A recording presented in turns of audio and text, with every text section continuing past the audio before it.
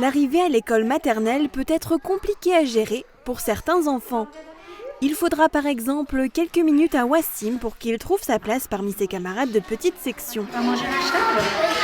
L'école représente l'un des premiers lieux de socialisation de l'enfant. Ici, il va apprendre des règles de vie en communauté, les notions de partage et avoir pour la première fois une vie sociale. Tous les matins, ils cherchent leur prénom. Ça leur permet de s'affirmer aussi dans le groupe, de dire je suis là. C'est effectivement la capacité de se détacher de ses parents, la capacité d'aller vers l'autre enfant, vers d'autres adultes et à avoir envie de jouer avec d'autres enfants, d'avoir envie de demander quelque chose à un adulte. C'est vraiment se détacher sans angoisse, sans appréhension.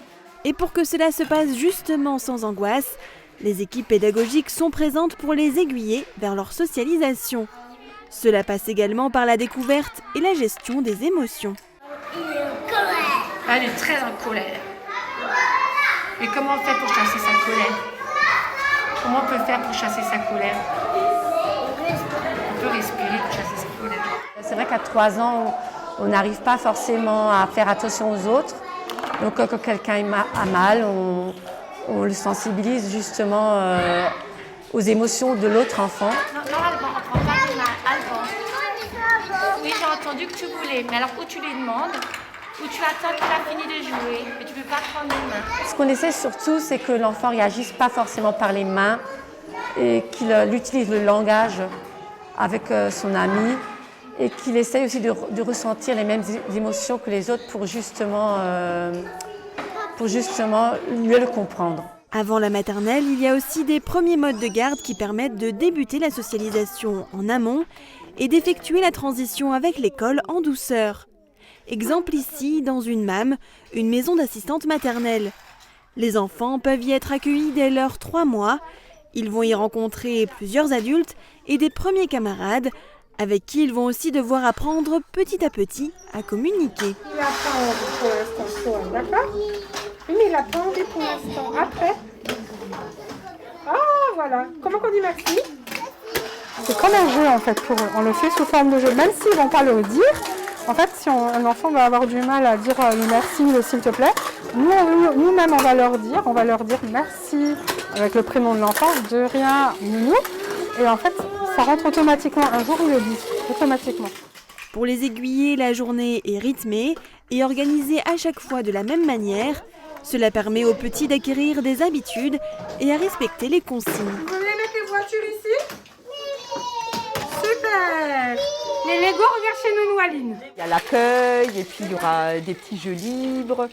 Et à un certain créneau horaire, on fera une activité, que ce soit peinture ou bricolage, ou ça peut être de la psychomotricité, ça peut être plein de choses.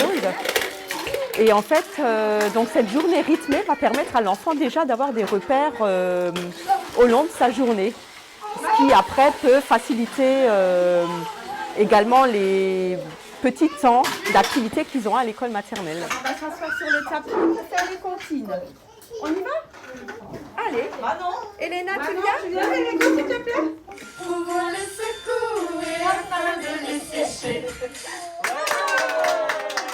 Donc ce sont des enfants effectivement qui ont l'habitude de jouer avec d'autres enfants, ce sont des enfants qui ont l'habitude de s'adresser aux adultes, c'est des enfants qui ont l'habitude de demander, qui ne se cachent pas, qui ne se mettent pas derrière leurs parents, c'est des enfants qui sont dans le contact social. Pour une séparation moins directe entre l'enfant et ses parents, une structure a été créée à Sarreguemines, la coccinelle.